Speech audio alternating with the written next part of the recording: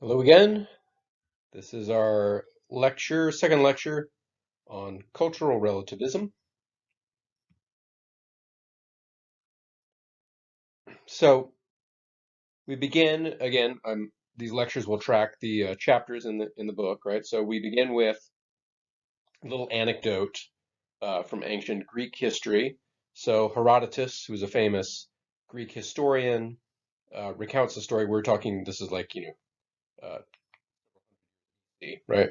Recounts the story of Darius, who was the king of Persia, who noted um, how interesting it was the variety in burial practices among different cultures, right? So apparently the Galatians ate the dead bodies of their ancestors, right? And thought this was a form of respect. It was the only sort of right and dignified way to treat a dead relative, according to the Galatians, right? The Greeks burned their dead on funeral pyres, right? Like that picture there, which is still a practice still happens today. So Darius invited a group of Greeks to his palace and asked them how much money it would take for them to eat their dead relatives, right? And they were shocked, insulted, claimed that, you could never do such a thing. No matter what amount of money, it would be a terrible thing to do, right? To eat your dead relatives.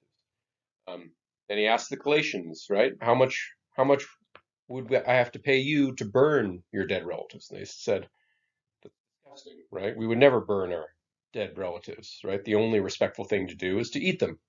Um, so each, it seemed, thought, that what was a sacred practice for the other culture was a moral outrage to them, right? So what was seemed for one culture the highest form of piety, right, the best thing you can do, to another culture seems like absolutely the worst, the most morally reprehensible thing you could do.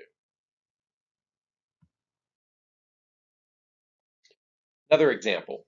So native peoples of the American North, right, Alaska, Canada, um, sometimes grouped under the term Eskimos. That's what the term Rachel uses. That's sort of a European term that doesn't really capture the sort of different diversity of the different groups and tribes.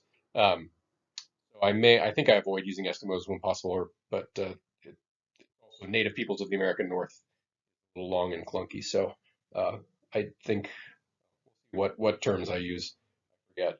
Um, but among these people, right, some such practices occurred as polygamy, right? So a single, usually it's a man having multiple wives, right?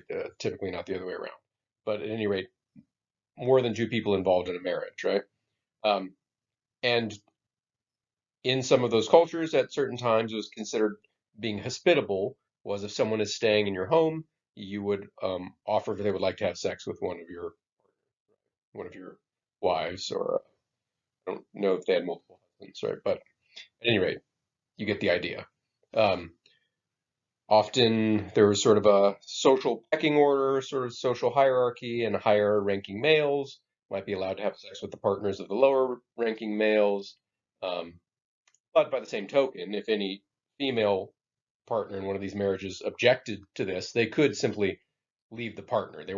Right, it was relatively easy to leave the marriage, right? There wasn't like a prohibition of divorce or anything, and they could just find some other arrangement that they found more palatable. Um, Infanticide was relatively common, particularly of female babies, um, and sometimes elderly relatives at a certain point, right? If they were sort of um, ill or just elderly beyond the point where they could really sort of keep up, um, they would sometimes be abandoned in the cold to die. From our point of view, right, our current culture, fairly strange practices, right? It would seem strange to invite someone to sleep with your um, partner just sit there, right? And certainly infanticide to us now seems like morally reprehensible. So what are the points of these anecdotes? Well, the idea is it's sort of an undeniable fact that cultures differ in their customs, and in particular in their sort of morally weighted customs. So we're not so much concerned here with the fact that different cultures eat different foods, right? except when those foods are dead relatives, right? Um, that seems to carry some moral weight, and it seems that cultures differ in terms of their moral taboos and their moral requirements. What seems like, from the standpoint of one culture, a grave moral failing, right? Um, again, like the Galatians and the Greeks, may from the other, um, from another culture standpoint, seem like the highest moral piety. So this is an empirical fact. We observe these differences. So what should we conclude from this, right? As ethical theorists, one conclusion you could make is that, well, yeah, cultures differ and some of them are wrong, right? And some of them are right. Um, right? Maybe the Galatians are wrong and the Greeks are right. Burning is the correct way, and eating your dead relatives is immoral. Um, that could be one answer, right?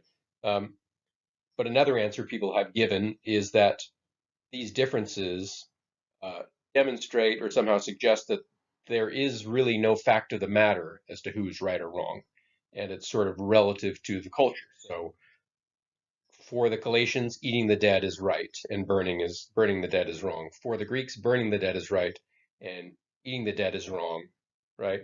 And there's no sort of like higher level, right, above culture from which we can judge whether one culture is right or wrong.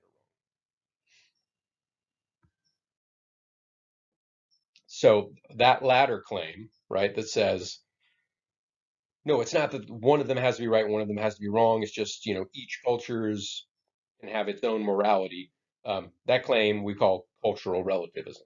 So more formally, the claim is there is no culture-independent standard of morality, right? Um, here's a quote from W.G. Sumner that sort of captures this point of view. It says, the quote, "The right way is the way which the ancestors use and which has been handed down. The notion of right is in the folk ways, right, in the culture. It's not outside of them, of independent origin and brought to test them. In the folk ways, whatever is right, whatever is right. This is because they're traditional and therefore contain in themselves the authority of the ancestral ghosts. When we come to the folk ways, we are at the end of our analysis, right? So the important thing out of that quote, right? There's nothing outside of culture, right, that we can use to judge whether what's going on inside the culture is right or wrong. This is cultural relativism. Um, so if this is true, right, if these cultural differences are best explained by cultural relativism, uh, that's a significant thing for us ethical theorists, right? It would seem to imply that there is no such thing as a universal ethics, um, and really that ethics as a study is sort of secondary to these cultural codes. Culture, right, is sort of greater than morals or ethics. So there's a variety of claims that, right, could all sort of be called cultural relativist claims or are thought to lend support to cultural relativism or in various ways express cultural relativism. Rachel sort of boils them down to five, and then we'll sort of examine them one by one. So, number one is the claim that different societies have different moral codes. That is what we saw from the example of the Greeks and the Galatians, right, and the natives of the American North. Um, number two, this is a little bit more. Number one was just an empirical fact, right? We observed. Number two is a little bit more of a substantive claim. It is the moral code of a society determines what is right in that society. So if a society says a certain action is right, then that action is right, at least, within the bounds of that society. So that's substantively right cultural relativism. Number three, there is no objective standard that can be used to judge one society's moral code is better than another's. There are no moral truths that hold for all people at all times. That sort of follows from two, right? If within the culture itself determines what's right or wrong, that entails that you can't judge it from outside. Number four, the moral code of our own society has no special status. It is but one among many. Um, again, that would follow from number two, right? So we're saying um, whatever happens within our culture, right? We determine our own right and wrong, but it has nothing, whatever we do has no implications for what other people do in other cultures. We're not somehow the special or the best or the most or the least moral culture. And then number five, it's arrogant of us to judge other cultures. We should always be tolerant of them. This doesn't, this would, I suppose, follow from these previous ones, right? Um, but on its own, it's not, it can stand and be true independent of cultural relativism. That's just sort of being polite, right? You don't run around judging people necessarily. Now, should we always be tolerant of them? We'll get into the details of this. There may be cultures that are so bad that we shouldn't be tolerant of them. But at any rate, if you're a cultural relativist, think it's not your place, right? You are in no position to judge whether what another culture does is wrong or right if you're not in that culture.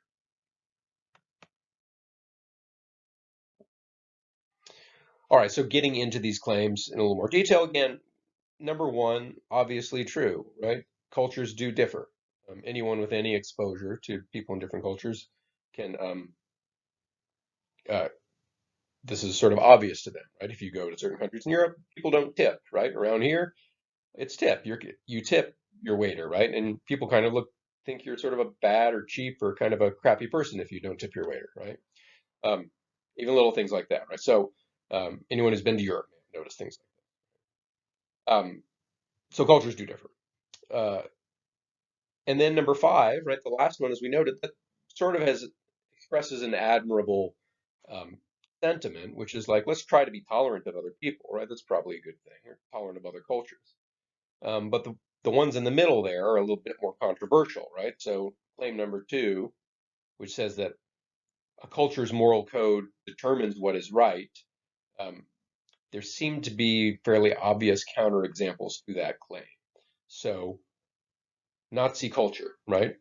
If Nazism counts as a culture, and maybe you'll argue over whether it is, but suppose for a moment that it does, um, pretty much everyone agrees Nazis are bad. Nazis did terrible things, genocide, right? Um, if cultural relativism entails that for Nazis, genocide is fine, right? That seems hard to swallow, right? Um, what you get is this sort of contradiction if you're trying to be tolerant of an intolerant culture, right? Does that make sense? Or say, hey, it's okay, anybody can do, it's up to you what's right or wrong. Then that leaves it open for people to, right, be intolerant of other people and abuse them. Then it seems like your tolerance is breeding intolerance, and maybe it's not a straightforward contradiction, but there's a tension there, right? Now again, um, maybe we define culture in a way that Nazis don't count, but then, um, or maybe we define culture by like the boundaries just of the nation, right? So, for example, when the Nazis invade Poland, the second they cross the Polish border, okay, now they're in Polish culture, and if in Polish culture it's wrong to do genocide, then Nazis were wrong, right, to commit genocide in Poland or something like that. But that doesn't really seem to cover, what went on within the boundaries of Germany, right? So, and even if you think, well, Nazis don't count as a culture for whatever reason, maybe it's, it was too not old enough or not sort of like didn't go back far enough in history.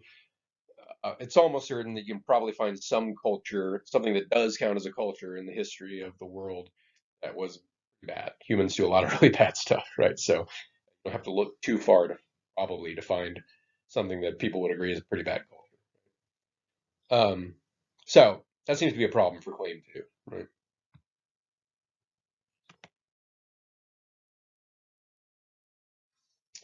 Um, let's look at some actual arguments, right, for cultural relativism and see if they work, right? Before we were just sort of viewing sort of a cluster of views that maybe seem more or less plausible to people that are sort of like consistent or suggest cultural relativism. But let's try to get a proper argument here. Um, Here's one way you might argue for it. Premise one, the Galatians believe it is right to eat their dead, while the Greeks believe it is wrong. Therefore, conclusion, eating the dead is neither objectively right or wrong. It's merely a matter of opinion, which varies from culture. Right? That seems to be sort of what the argument is, right? Cultures differ, therefore, that was the only sort of empirical premise in any of these. The very fact that cultures differ seems to at least the cultural relativist is trying to say that entails that there is no such thing as right or wrong, right? Uh, or another version of the argument, right? The native people of the American North believe that infanticide is not wrong, whereas Europeans believe it is wrong. Conclusion, therefore, infanticide is neither objectively morally right or wrong. It is merely a matter of opinion that varies from culture to culture. So, same formula here, noting an empirical difference among cultures and using that to conclude, therefore, right, morality is just up to the culture.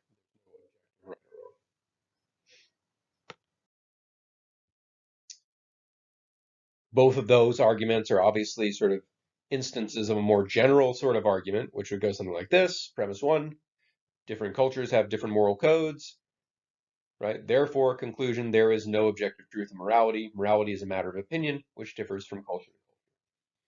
Call this the cultural differences argument, right? Because it takes as a premise some cultural differences that we observe and concludes cultural relativism is true. So is the argument sound? Premise one, true, right? Fairly obviously true. Cultures do differ in their morality. So what we have to ask is this argument valid, right? Which means, again, do we have to believe the conclusion just because we believe the premise, right? Is the conclusion somehow forced on us by the premise? Um, and that's not at all obvious, right? Uh, the premise is something about what people believe. Different people believe different things, and then the conclusion is about sort of what actually is the case, right? What is true? Um, and these are distinct issues, right? People often have false beliefs, different beliefs, right? Um, if I believe the Earth is round and someone else believes it's flat, that doesn't mean there's no fact of the matter about it, right? Um, Usually, it just means one of us is wrong, right?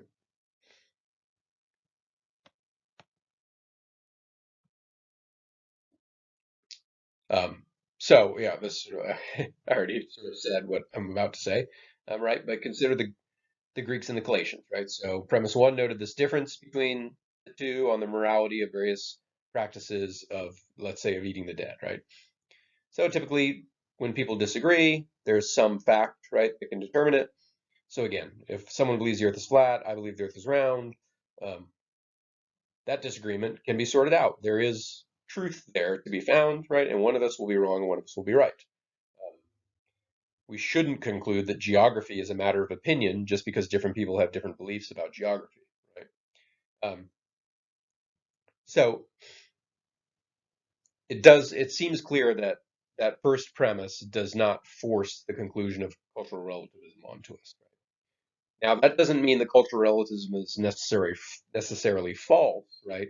Again, we've attacked the argument for it, but we have not necessarily refuted the view. Those are different things, and this is, again, this is us easing you into, if you haven't taken a logic course, I just sort of like we dipped our toe into a little bit of logic, right? Which is to say, there's sort of um, few different things. There's whether the premises are true, right? There's whether the premise forces you to believe the conclusion, and even if one or both of those is not the case and it's a bad argument, that still doesn't necessarily mean the conclusion is false. It just means we haven't been given any good reason to believe the conclusion yet, right? The argument failed, but it might still turn out to be true.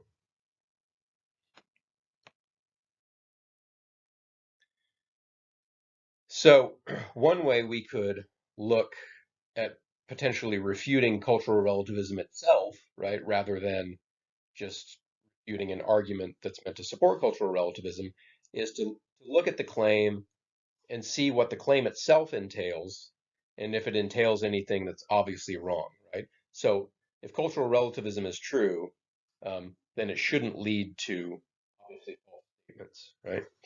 So let's suppose for a moment that cultural relativism is true and think that through. Um, so first of all, if it were true, we could no longer say that the cultural practices of other cultures were inferior to our own. Now, um, in a sense, that sounds like a good thing, right? That's the sounds like being tolerant of other cultures, right? You shouldn't just assume that your culture is superior just because you happen to be born in it, right? But the claim is a bit stronger than that, right?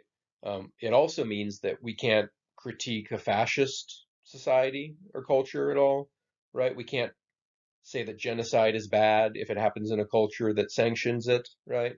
Um, that seems a little hard to swallow, right? It seems like no matter who's doing it, genocide is bad, right? Um, so that seems like a mark against cultural relativism if it can't take a strong stand against genocide, right? And it seems like it can't.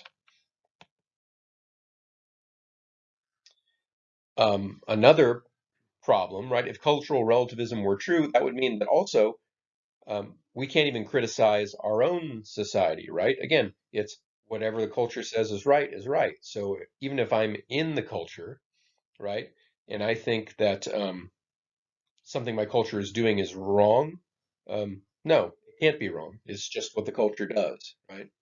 Um, it's like sort of right by definition if the culture does it. Um,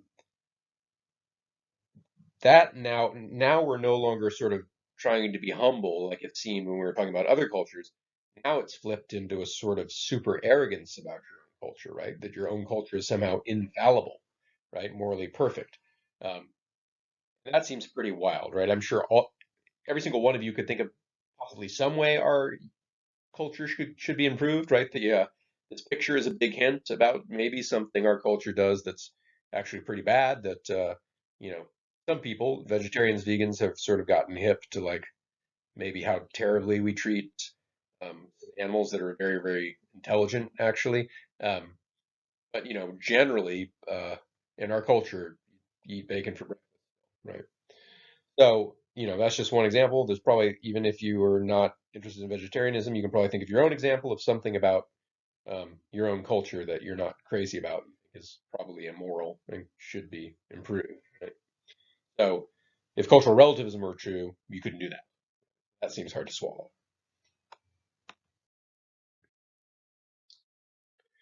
And if cultural relativism is true, it makes it hard to see how moral progress is possible, right? So, if the last claim was true, right, and that anything our culture does is right by definition, um, that would mean that would seem to entail that any change would not be improvement, right? Um, eith- at best, it would be like what we're doing right now is right, and then we change, we do something else, and now that's right, right? But there's never any sense that our culture has gotten better. We've made sort of moral improvements. Um, And it seems obvious that we have, right? Just in the culture of the United States, right?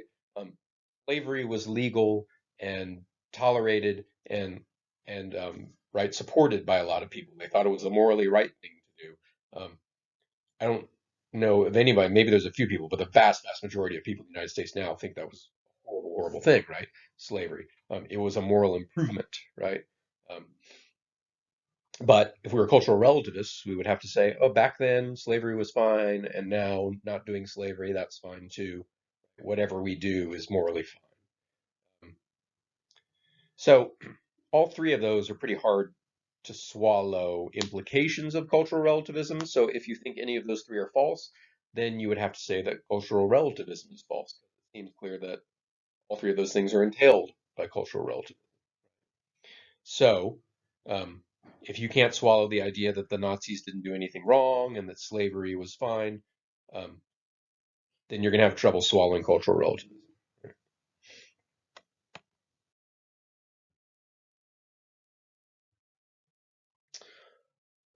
And there's even more. We're going to continue to beat up on cultural relativism, right? Um, in this course, and it could be make for an interesting paper if you want to defend cultural relativism in any way. The Rachel's book, and I'm inclined to agree with it.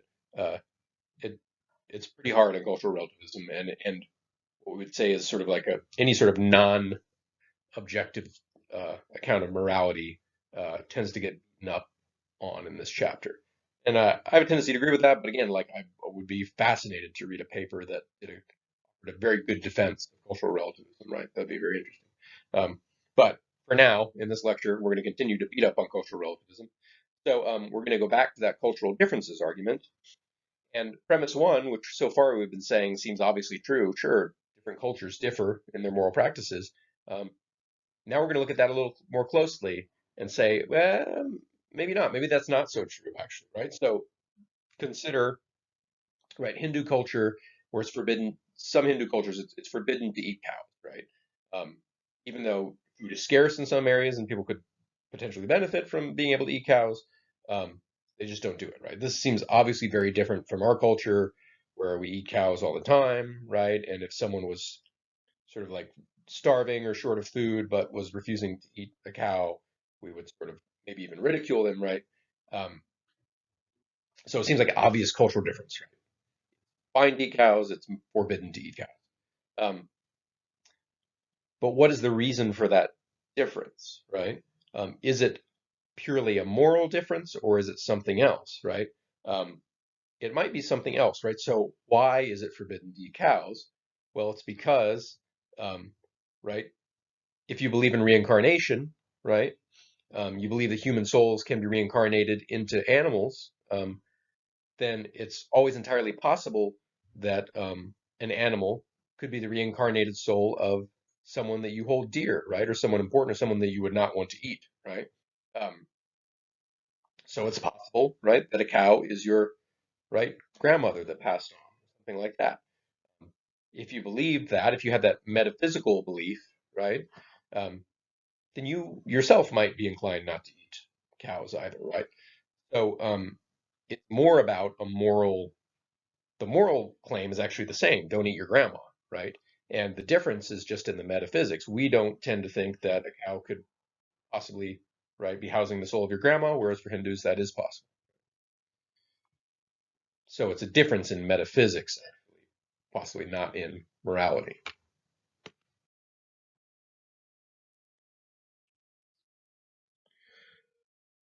Let's continue to look at this premise, right, of cultural difference. Back to the quote Eskimos, right, native peoples of the American North. So we noted that they practice infanticide, right, from time to time. Um, so is this because they just somehow don't place any moral value on the lives of young babies? Um, Not necessarily, right? You have to look at the bigger picture, right? Um, these folks were living in a pretty stark environment, right? It was very cold, right? Not a lot of resources, right? So astonishingly, they were able to sort of like um, exist and thrive in this environment, right? But it sometimes meant that you had to make hard choices, right? Um, so there was no access to birth control, right? So often people would have more children than sort of they had wanted or could support, right? More than they could feed.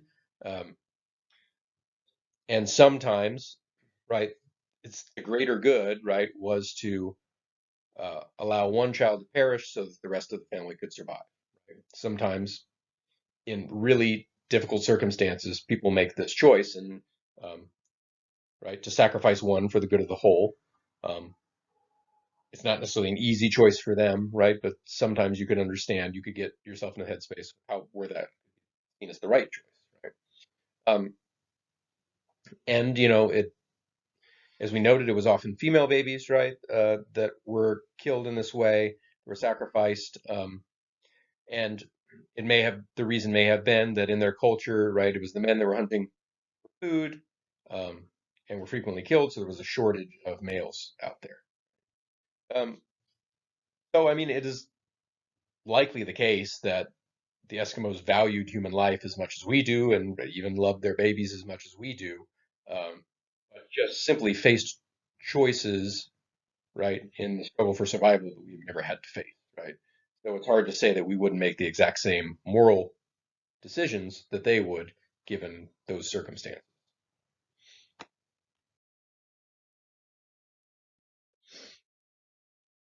So it's possible, right, that the practices of Hindu peoples and the native people of North America, um, that those practices are actually consistent with their ethical values being very similar to ours, right? They both care about human life. Um, it's just that sometimes the environment is such that those values manifest in different ways, right? Sometimes it involves sacrificing one for the sake of the others, right? Um, and sometimes, if you have different metaphysical beliefs, ethical values, you'll manifest in different practices, right? That superficially seem like different morality, right? But are actually differences, beliefs about sort of the nature of the universe. Um, and it seems, when you think about it, clear that uh, certain moral values would have to be shared by all cultures, right? Any culture that actually truly didn't care about the lives of infants would not last very long. It would die out, right?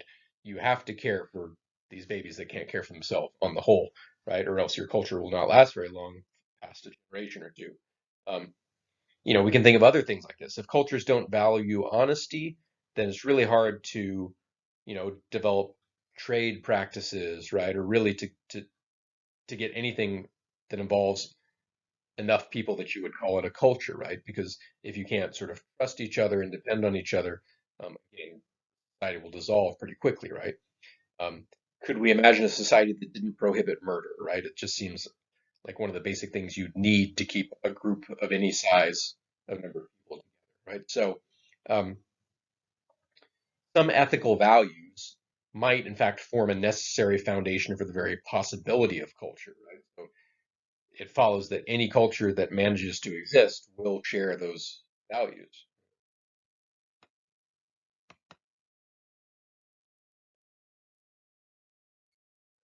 So here is a sort of concrete example from more recent history, that sort of grapples with this issue of cultural relativism. So um, this is the practice of excision, sometimes called female circumcision, or sometimes called female mutilation, FGM for short, right? So this is the practice of surgically removing a woman's clitoris, right? And is practiced in some African, Middle Eastern, Asian cultures. Um, Fairly widespread. It's been performed on over 200 million women worldwide in over 30 countries. So it's not necessarily particular to any religion or culture. It's, a wide variety of cultures practice it. And, in some cases, women look forward to it. Again, within that culture, it's a rite of passage into womanhood, right? It's supposed to be sort of a big deal and a special time. And so, um, you know, some people think, yeah, I want to do this and I want to sort of like fulfill the role in my culture. Um, but there are other cases where um, women desperately try to avoid this, right? Um, Obviously, it can be very painful, right? There's potential for infections and it reduces, right, sexual pleasure, right? So there's kind of obvious from our cultural huge downsides. So it's not surprising that many women will want to get out of it, right? So I apologize if I mispronounce her name, but Fazia Kasinja, she tried to flee, right, to avoid having FGM imposed on her. So she escaped her home country and fled to America and was eventually granted asylum here. Um, and so this sort of hit the news, right, and sort of sparked this debate about whether, this was just a barbaric practice, right, that should be morally condemned, or whether that was some sort of like, cultural chauvinism, and that we should be more tolerant of other cultures, and it's wrong to judge, right, a practice like that is wrong from the outside, right? So it's sort of a modern day case of like serious differences in, right, cultural views towards, right, in a certain culture it's a important, right, sacred thing, and in our culture it seems like a terrible and violent sexist thing, right?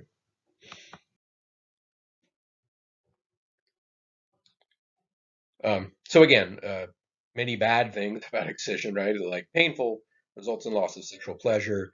Uh, you can end up having sort of chronic pain from it. People even die from it, right? It doesn't have any known medical benefits, and it's not even actually sort of explicitly connected to any religious tradition, right? It's just a sort of a cultural thing that's grown up in these. Here's the sort of like map of sort of some of the countries that have practiced this traditionally. Um, and it's hard to say that it's sort of analogous to, right, the infanticide example, because it's not like an unfortunate necessity for survival, right? Um, Now, the cultures that practice it, when they argue for it, um, their premise, right, for why it should be done is that they're intentionally trying to reduce sexual pleasure in women because it will reduce the chances of infidelity and, in general, focus women away from sex and towards their sort of work duties. Um, so they have reasons, right? Um, the question is, are they good reasons, right? And do they in any way outweigh the clear negative, right, results of the right? Um, but this does seem to be the sort of case where if you're a cultural relativist, you would have to say, hey, right, each culture makes right and wrong from within. We're not in the position to judge, right?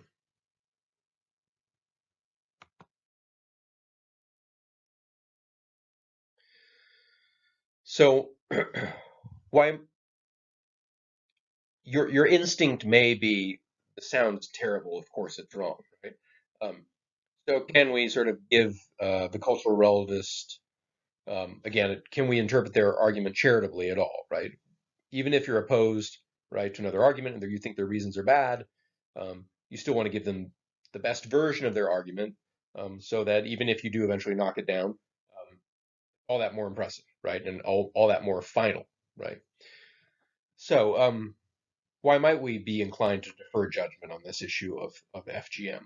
Uh, well, one thing, particularly in the United States, right, is we do have a bad history of what's known as cultural imperialism, right? So our ancestors, at least my ancestors, right, if you're white European, um, is we sort of came, right, we colonized, came to the United States, and um, then set about uh, helping, right, the native peoples of America, right, saving their souls, saving them from themselves, right, and like what that looked like in reality was like, for example, in California, right, this mission system where they had missions and native peoples were sort of either kidnapped or sort of like induced to live in the mission, and they did not fare well there. They had to, it, it was just hard work and just was not actually sort of their natural environment. They tended to get by very frequently.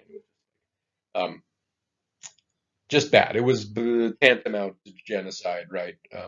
In the name of right saving them. Oh, we have the better culture. We know what we're doing, and we're going to help you out, right? So it was pretty clearly bad thing, right? A bad example of sort of cultural imperialism. And so, if you're the United States with a history like that, you may want to think twice before you start judging other cultures, right? And assuming that yours is right. Um, So, in some ways, sort of a noble impulse, right, to sort of to be a little humble, right, about your own culture. Um, but you have to be careful too, not to conflate two different things, right? So you can judge a practice to be immoral, right, without necessarily sort of invading a country and rounding people up in missions, right? So I can certainly make a pass judgment on somebody without then also invading their territory, right? So it's so you can generally be tolerant of other people, right, and not inflict harm on them, while at the same time, from time to time, judging their cultural practices to be immoral, right? Um, so it can be understandable, right, the hesitation, but again, judging and uh, committing genocide, two different things.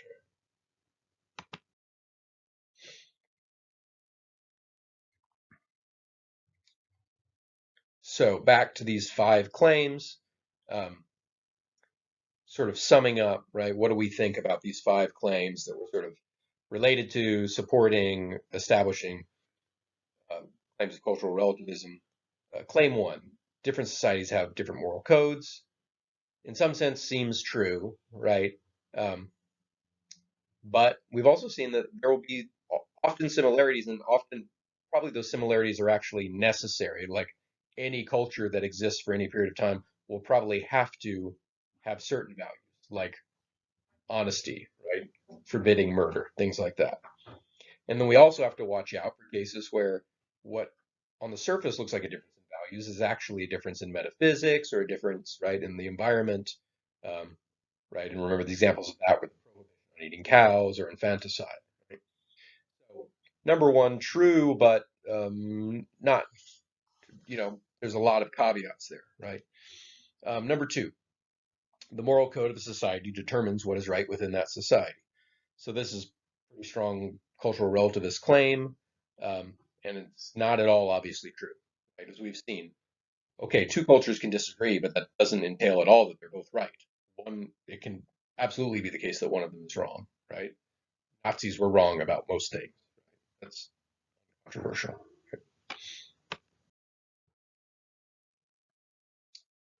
Claim three. There are no objective moral standards that can be used to judge one society's moral code as better than another's. Um, Look, coming up with any objective moral standard that everyone will accept and that applies in every time um, is just hard no matter what, right? Whether or not cultural relativism is true. Um, I mean, this is a big part of what we're going to be doing in this class is trying to come up with really general universal moral principles, and we're going to find counterexamples and problems with all of them, right? Um, that doesn't necessarily mean that it's impossible, right? And it doesn't necessarily mean that we should adopt cultural relativism, right? So, something like don't harm other people for no good reason. That's a pretty good first stab at a universal moral code, right? And if another culture was violating that regularly, then you'd have a good uh, reason to say that that's probably bad, right? The culture's doing a bad thing, right? So we'll do a lot more work on this sort of thing, but it doesn't seem on the outset impossible at all that you could have a universal moral standards, right? Number four, the moral code of our own society has no special status. Um, yeah, absolutely true, right? Look at our history and it's obvious, right, that we have made grave moral errors, right, and that we probably are doing that right now, right? Um, but that's consistent with us sometimes getting it right and other cultures sometimes getting it wrong, right? Um, so just because we don't have any special status doesn't entail the relativism. Right?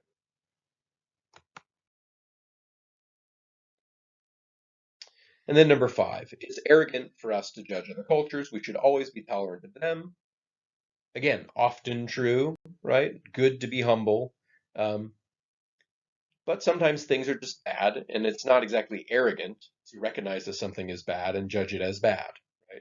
I'm not being arrogant when I say that the Nazis were wrong to commit genocide, right? That's just seeing the facts, right, and stating them clearly. So, in general, just always tolerating everyone would mean tolerating the intolerant, which sort of undermines the point of being tolerant. So, um, again, li- yeah, five is not at all obviously true. All right, so summing up, basically, this chapter has been, um, unapologetically sort of beating up on cultural relativism, right? They've offered a couple arguments and argue that they're unsound, right? The cultural relativism, even ignoring the argument. So yeah, we don't have any good arguments, right, that support it. But even um, if we thought cultural relativism still might be true, well, we saw that even if it was true, it has some consequences that are obviously absurd. Like we can't say Nazis are bad, you can't say slavery was bad in the U.S., right? So that seems to more or less directly refute cultural relativism, if that's what cultural relativism entails. Um, if you want to write a paper saying that cultural relativism doesn't entail those things, interesting paper, right? Um, and we've seen that there's really actually much more ethical uniformity across cultures than is sort of assumed by relativists, right? So even their first empirical premise may not be as true or as right as general as they think. Um, so really, for the rest of this course, we're gonna talk about subjectivism, which is another sort of way to push against objective moral truths. But in the end, this course is going to come down on the side of yes, there are objective moral truths that hold for everybody, right? Not everything goes, Nazis are bad. I want you to leave this course agreeing that Nazis are bad, right? Please don't write a paper saying Nazis are good. I mean, it's fine. Like, I won't, whatever. I guess you could. Okay. So, but there are some good lessons to take from cultural relativism, right? Which is you definitely want to be critical of your own culture. You can't just assume that it's good because your culture does it. And, sometimes, like we have the interesting insight, sometimes what we assume is an ethical code based on reasoning can actually just merely be custom, right? So, um, even if in the end we think cultural relativism is not true, um, discussing it and critiquing it has revealed certain useful things to.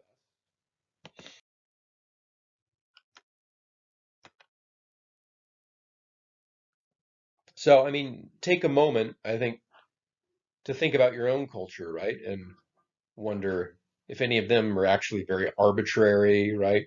Don't actually carry the sort of moral weight we put on them, or could actually even be wrong, right? Monogamy, right? That seems to be the standard in our culture. Why, right? Is it really immoral, right, to not be monogamous? Eating meat, right? Could that, there's an argument that that's like in the future we'll see that as like terrible moral failing, right, of our time. And I do eat meat, but I think there's good ethical arguments against it, right? And then I think, the last thing that the good thing about cultural relativism is it's a sort of antidote to dogmatism, right? This sort of stubborn insistence that what I do, right, just from within my culture is just the right way without offering good reason. It does help shake up, right, your sort of like like your, right, your own sort of dogma and your assumptions and forces you. That's always a good thing to do. Right, so that is cultural relativism, and yeah, these are lectures are getting a little bit shorter, right? 46 minutes. So I'm promising to keep them relatively short. Well, we'll see you next time.